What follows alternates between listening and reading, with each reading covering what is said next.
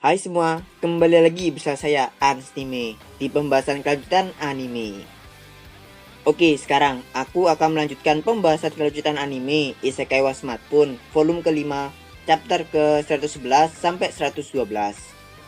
Tapi sebelum lanjut, mari kita bahas kembali kejadian apa saja yang terjadi di video sebelumnya secara singkat. Pertama, berkat saran dari salah satu dari 4 Raja Surgawi, Kosaka Masanobu, Toya pun memutuskan untuk meningkatkan infrastruktur negaranya, seperti membangun jalan baru, rumah-rumah, pertanian, dan toko-toko. Kedua, selain membangun semua toko-toko tadi, Toya juga kedatangan tamu, yaitu Zanak. Zanak datang ke negaranya Toya karena dia mau membangun tokonya juga di negaranya Toya. Ya, buka cabang gitu. Bukan hanya Zanak saja, tapi Toya juga bernegosiasi sama Mika dan ayahnya. Hingga akhirnya negosiasi itu pun berjalan dengan lancar. Dan Silver Moon pun juga ikut membuka cabang mereka di negaranya Toya. Lalu yang ketiga dan yang terakhir, di akhir video kita diperlihatkan adegan romantis Lu yang membuatkan bekal untuk Toya. Dan itu semualah ringkasan dari video sebelumnya.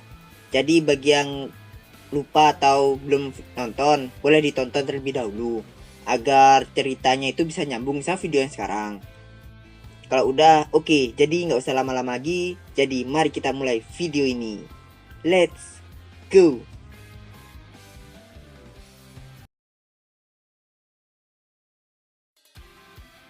Saat ini, pembangunan toko baju Zanak dan penginapan Silver Moon cabang Brunhill sudah dimulai. Sekarang negara Toya telah memiliki kawasan perbelanjaan yang memadai berkat kedua toko itu. Ya walaupun masih belum ada toko-toko makanan mentah seperti toko daging, sayur-sayuran, dan buah-buahan, tapi dengan adanya tanah yang masih akan kaya hasil alamnya, masalah makanan mentah itu masih bisa diakali. Ya singkatnya pembangunan negara Toya saat ini telah berjalan dengan sangat lancar. Lalu kemudian datanglah Tsubaki yang membawakan sebuah informasi penting kepada Toya yang dia dan klannya dapatkan dari para pelancong. Informasi itu adalah ditemukannya sebuah relik di sebelah utara Kekaisaran Regulus, atau lebih tepatnya di wilayah Arktik Kerajaan Elfura. Yang besar kemungkinannya itu adalah altar transfer atau alat transfer ke Babylon. Jadi dengan kata lain, itu adalah lokasi Babylon ketiga. Toya mendengar informasi ini pun menjadi sangat senang. Toya memuji kerja Tsubaki dan klannya dalam mendapatkan informasi ini. Toya langsung membuka peta di HP-nya dan menyuruh Tsubaki untuk menunjukkan lokasinya. Lokasi lebih tepatnya. Dan ternyata lokasinya itu berada sangat jauh di utara, yang terkenal akan suhunya yang sangat dingin. Karena informasi ini masih belum sepenuhnya benar atau masih sebuah rumor, Toya menyuruh Shiska dan Rosetta untuk mengecek lokasinya menggunakan Babylon. Dan tentang masalah suhu yang ada di sana, karena Babylon memiliki penghalang yang dapat menormalkan suhu yang ada di dalamnya, Shiska dan Rosetta itu tidak perlu khawatir akan kedinginan maupun kepanasan.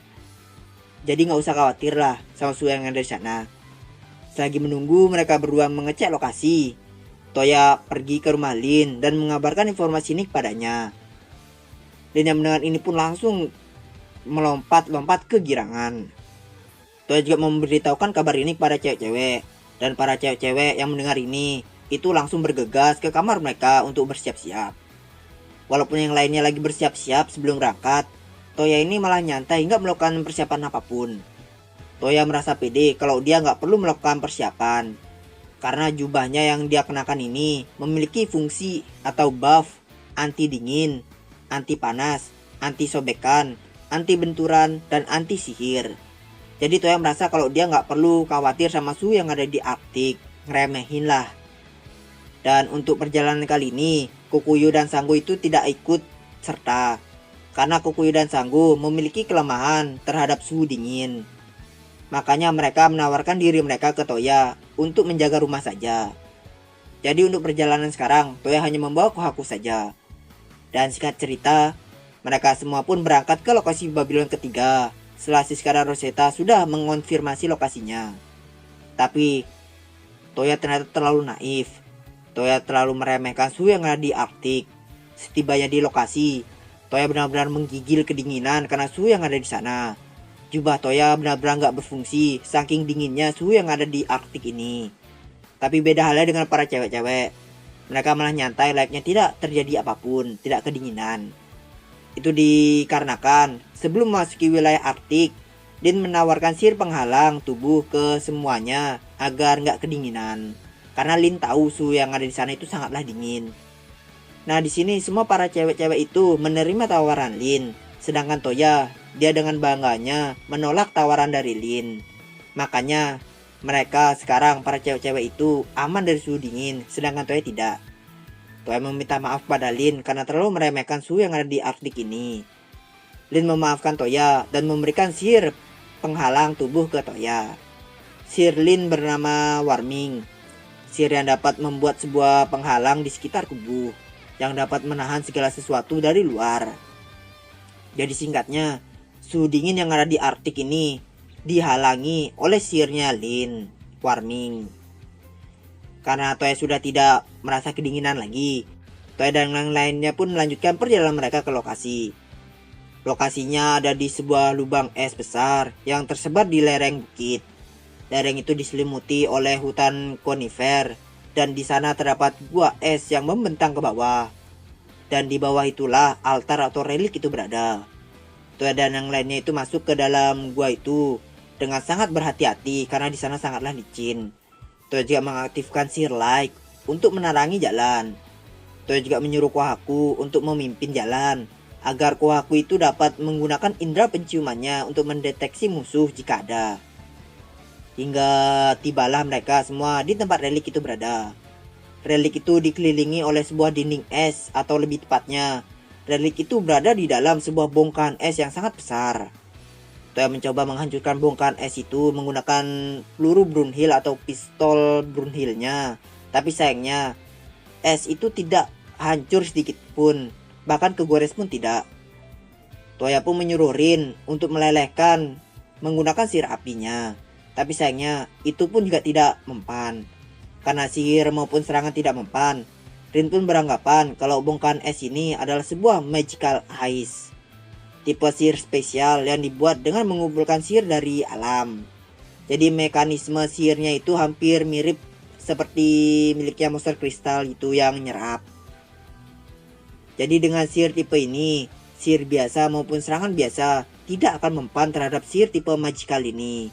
Kayak terus beregenerasi gitulah mungkin. Karena ini, Toya dan yang lainnya menjadi sangat kebingungan gimana mau masuk ke dalam. Toya bisa saja menggunakan sihir gravitinya, tapi takutnya altar yang di dalamnya itu juga ikut hancur. Kemudian Yumina pun tiba-tiba bergumam, seandainya kita bisa menggali sebuah terowongan di bongkahan es itu. Sontak setelah mendengar gumaman Yumina, Toya pun mendapatkan ide untuk membuat sebuah terowongan seperti yang dikatakan Yumina, menggunakan sihir modeling. Karena kan sihir modeling ini lebih ke ngedit daripada menghancurkan. Jadi Toya itu merasa kalau ini tuh patut untuk dicoba. Toya mulai menyentuh bongkahan es itu dan mulailah mengaktifkan sihir modelingnya. Bongkahan esnya pun mulai melebar dan membentuk sebuah lubang. Yang dengan kata lain, ide Toya itu berhasil. Toya terus mengubah bongkahan es itu menjadi terowongan hingga Toya dan yang lainnya itu sampai di relik tersebut. Relik itu berbentuk seperti sebuah kaleng ikan tuna yang sangat besar. Dan altar atau alat transfernya kemungkinan besar terdapat di dalam relik itu. Karena bentuknya seperti kaleng tuna, Toya pun berpikir mungkin jalan masuknya ada di atas relik tersebut, sama kayak kaleng tuna. Toya pun naik ke atas relik tersebut dengan sebuah tangga yang Toya buat dari bongkahan es di sekitarnya menggunakan sihir modeling, kayak tadi lah. Sedangkan untuk yang lainnya, Toya meminta mereka untuk menunggu di bawah. Sesampainya di atas, Toya nggak lihat apapun di sana, kecuali sebuah lubang kecil berukuran 1 meter di tengah-tengah. Toya dengan hati-hati mencoba untuk mendekati lubang itu. Tapi di saat Toya melangkahkan kakinya, Toya tiba-tiba merasa seperti terhisap masuk ke dalam. Toya pun beranggapan mungkin saja tadi itu adalah sebuah pintu masuk yang membentuk seperti sebuah penghalang tak terlihat yang hanya bisa ditembus oleh orang yang bisa menggunakan semua atribut sihir saja.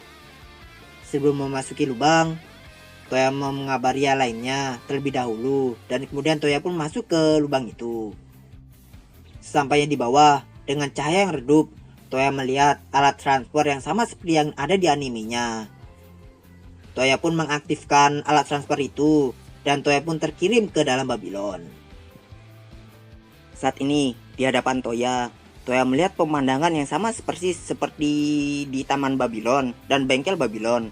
Kayak pepohonan yang indah, langit biru yang cerah, rerumputan hijau, saluran air, dan sungai yang bersih. Toya sangat berharap jika Babylon kali ini adalah gudang, hanggar, atau perpustakaan. Karena robot frame gear yang diceritakan Siska waktu di video pembahasan chapter 80-83 itu ada di gudang Babylon. Kalau yang lupa bisa ditonton dulu. Dan blueprint dari frame gearnya ada di hanggar.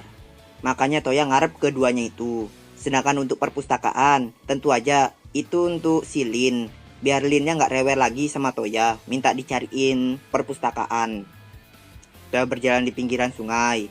Dan setelah Toya berjalan beberapa saat, Toya melihat sebuah bangunan yang tingginya sekitar 3 lantai.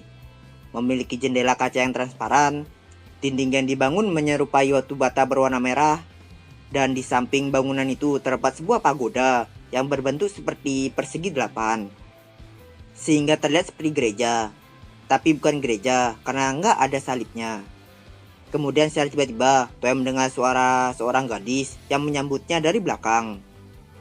Toya pun langsung berbalik badan karena kaget, dan setelah Toya berbalik, Toya melihat seorang gadis muda dengan sepasang mata emas, berkulit putih, dan berambut pink yang diikat satu ke samping. Dia mengenakan tunik berwarna hitam, pita besar berwarna pink di dadanya, rok putih dan celana ketat berwarna hitam, yang terlihat hampir sama seperti pakaian yang dikenakan Siska dan Rosetta. Yang membedakan dari mereka bertiga adalah di bawah pitanya itu terdapat sebuah tonjolan buah melon yang sangat besar. Gadis itu mulai memperkenalkan dirinya. Dia bernama Belle Flora atau bisa disebut Flora, si penjaga atau pengelola alkemia Babylon ini. Yang dengan kata lain, Babylon yang Toya dapatkan sekarang ini bukanlah gudang, hanggar, maupun perpustakaan, tapi alkemia Babylon. Tahu ini bukan salah satu dari ketiga itu. Di dalam hati Toya sedikit merasa kecewa. Kemudian Flora mulai menjelaskan peraturan dalam mendapatkan Babylon ini kepada Toya. Kayak Siska dan Rosetta, yang kalau hanya orang yang memenuhi syarat saja yang dapat memiliki Babylon ini. Karena ini udah yang kedua kalinya Toya mendengar kata-kata ini. Toya pun bilang ke Flora kalau Toya adalah orang yang memenuhi syarat, karena udah diakui oleh dua pengelola Babylon, Siska dan Rosetta. Jadi maksud Toya bilang gitu, biar Toya itu langsung diakui sama Flora gitu tanpa tes. Flora yang mendengar itu pun merasa senang dan sedikit bernostalgia sama si Siska dan Rosetta. Tapi walaupun begitu, untuk jaga-jaga, Flora tetap harus menguji Toya. Mendengar kalau dia tetap diuji, Toya pun langsung keinget dengan ujian yang diberikan Siska, yang buka rok, dan Rosetta yang disuruh lihat warna pants itu yang gak benar. Karena pada dasarnya sifat para pengelola Babylon itu dibuat hentai sama pembuat mereka, Profesor Babylon, Regina Babylon. Toya berpikir ujian yang diberikan Flora kali ini pasti akan berbau hentai. Sama lah kayak Siska dan Rosetta, karena sifat dasarnya mereka itu sama, mesum. Dan di saat Toya berpikir seperti tadi, secara tiba-tiba kedua tangan Flora menggenggam tangan Toya dengan sangat erat. Kemudian mendorongnya ke buah Flora. Karena Toya belum ada persiapan, baru mikir-mikir. Karena aksinya Flora ini, Toya pun langsung kaget dan terdiam sejenak sambil merasakan sedikit lah.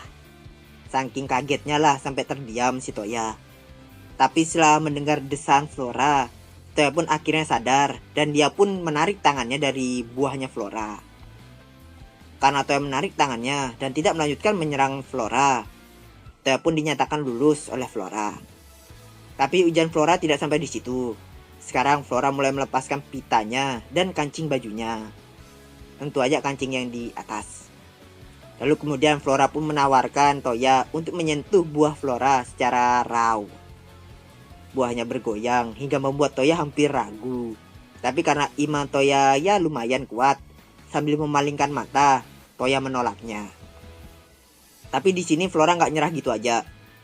Flora tetap terus menggoda Toya agar Toya bisa nge-grab opainya. Tapi Toya tetap menolak. Hingga akhirnya Flora pun menyerah untuk menggoda Toya dan menyatakan kalau Toya telah lulus tes. Ya walaupun sebenarnya dalam hati Toya itu udah di ambang batas. Jadi semisalnya kalau Flora nggak nyerah-nyerah, mungkin Toya udah ya. Flora mulai merapikan bajunya lagi, dan dengan begini Toya pun akhirnya bisa menghela nafasnya lega. Tapi, lagi-lagi, secara mendadak, setelah Flora sudah merapikan bajunya, kedua tangan Flora meraih kepala Toya dan langsung mencipoknya. Cipokan yang hot yang bahkan membuat Toya tidak bisa berkutik sedikit pun atau menolaknya. Tentu ini dimaksudkan untuk mendaftarkan Toya sebagai pemilik Alkemia Babylon. Dan dengan begini, Toya pun akhirnya memiliki Alkemia Babylon. Setelah pendaftaran yang tadi cipokan itu selesai, sambil melihat-lihat ke dalam bangunan alkimia yang sebelumnya Toya lihat tadi yang kayak gereja itu, Flora mulai menjelaskan fungsi dari Alkemia Babylon ini. Babylon Alkemia adalah fasilitas yang berfungsi untuk menghasilkan produk baru dengan menggabungkan berbagai material dan sihir. Contohnya kayak mengawin silangkan pohon apel dan pohon jeruk, dan menghasilkan buah apel rasa jeruk atau sebaliknya, dan yang lain-lainnya. Pokoknya kayak gabung-gabungin material dan sihir. Selain itu, Alkemia Babylon ini juga berfungsi sebagai tempat pengobatan atau rumah sakit gitu. Bahkan walaupun lengan atau kaki putus ataupun hilang, itu juga bisa disembuhkan atau ditumbuhkan lagi di Alkemia Babylon ini. Jadi singkatnya, fungsi dari Alkemia Babylon ini adalah sebagai tempat produksi makanan buatan dan tempat pengobatan. Fungsi utamanya. Selain menjelaskan fungsi dari Alkemia Babylon, Flora juga menjelaskan apa saja yang ada di dalam bangunan alkimia. Di dalam bangunan alkimia, Toya melihat banyak sekali terdapat tabung kaca berbentuk silinder berjajar di dinding. Dan di seberang dindingnya terdapat kayak laci-laci kecil di sana. Untuk tabung silinder, itu adalah alat untuk mendinginkan atau mengawetkan hasil-hasil penelitian. Sedangkan untuk laci-laci kecilnya, itu untuk menaruh hasil-hasil penelitian yang sudah jadi. Dan untuk sekarang, di laci-laci itu hanya terdapat obat-obatan yang dibuat Profesor Regina Babylon saja. Mendengar Profesor Regina Babylon membuat sebuah obat-obatan, Toya pun merasa kagum kepadanya. Apalagi Flora menjelaskannya itu dengan sangat bangga. Tapi setelah mendengar apa saja obat-obatan yang dibuat Profesor Regina Babylon, Toya pun langsung menyesal telah mengaguminya. Karena obat-obatan yang dia buat itu adalah obat cinta, obat perangsang, estrogen, pil energi, dan suplemen libido. Gak bener. Ya walaupun terkesan biasa, anggaplah biasa. Semua obat-obatan itu aman tanpa ada efek samping. Setelah mendengar semua penjelasan tadi, Toya dan Flora keluar dari bangunan alkimia. Dan Toya pun menjemput yang lainnya ke sini, ke Alkemia Babylon. Singkat cerita, setelah semua para cewek-cewek sudah dijemput Toya, Toya pun langsung memutuskan untuk pulang ke negaranya untuk menggabungkan Alkemia Babylon ini dan Babylon-Babylon lainnya punya Toya. Tentu aja naik Alkemia Babylon. Di perjalanan pulang, Toya mulai menjelaskan kepada yang lainnya tentang Alkemia Babylon ini dan fungsinya. Lin yang tahu kalau Babylon ini bukanlah perpustakaan Babylon. Lin merasakan kecewa. Saking kecewanya, Lin sampai melampiaskan kekecewaannya itu ke Flora dengan menatapnya sangat tajam. Yumina dan Lu pun juga ikut menatap Flora dengan sangat tajam. Tapi bukan karena kecewa seperti Lin, tapi melainkan karena ukuran buah Flora yang wow. Begitu juga dengan si kembar Elsie dan Lindsay. Elsie sangat kaget dengan ukurannya, sedangkan Lindsay, dia merasa kalau dia nggak bakal bisa menang melawan Flora. Yang tenang tentang masalah buah Flora hanyalah Yae dan Lin saja. Yai tenang karena ukuran punyanya gak jauh beda sama punyanya Flora. Sedangkan kalau Lin, dia lebih kayak gak peduli. Karena damage yang dihasilkan buah Flora, Lu bersama Yumina menatap Toya dengan sangat sedih sambil bertanya kepada Toya, apakah Toya suka yang lebih besar? Toya pun dengan segera langsung menyangkal perkataan Lu, kalau Toya tidak memperdulikan tentang ukuran. Ya walaupun ekspresi Toya sedikit meragukan. Yai pun menyemangati Lu dan Yumina dengan mengatakan kalau mereka berdua masih dalam masa pertumbuhan. Jadi punya mereka masih bisa tumbuh. Mendengar itu Lu dan Yumina sedikit lega. Sedangkan si kembar Elsie dan Lindsay, mereka mendengar itu malah langsung depresi. Kebalikannya dari Lu dan Yumina. Menurut yang lainnya pada ribut-ribut tentang ukuran, Lin pun menyarankan pada yang lainnya untuk dipijat Toya biar besar. Semua orang selain Flora, mukanya mereka itu langsung memerah karena saran dari Lin tadi. Flora yang melihat reaksi mereka semua seperti itu, dia pun mulai tersenyum nakal. Seakan seperti sedang merencanakan sesuatu. Dan itu benar. Flora mengatakan kepada semuanya kalau dia sudah dipijat sama Toya tadi. Sontak ekspresi para cewek, Toya pun langsung berubah, marah, dan mulai menatap Toya tajam. Tapi perkataan Flora nggak sampai di situ. Flora juga mengatakan kalau dia itu juga sudah dicipok hot sama Toya. Karena perkataan-perkataan Flora tadi, amarah para cewek-cewek Toya pun langsung meningkat, memuncak, dan Toya pun akhirnya dihukum oleh cewek-ceweknya.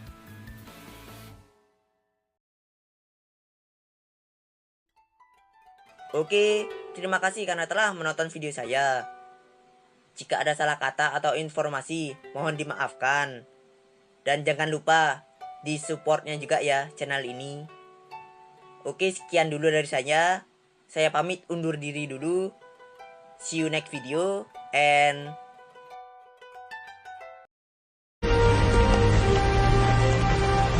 またね、アズールレーン。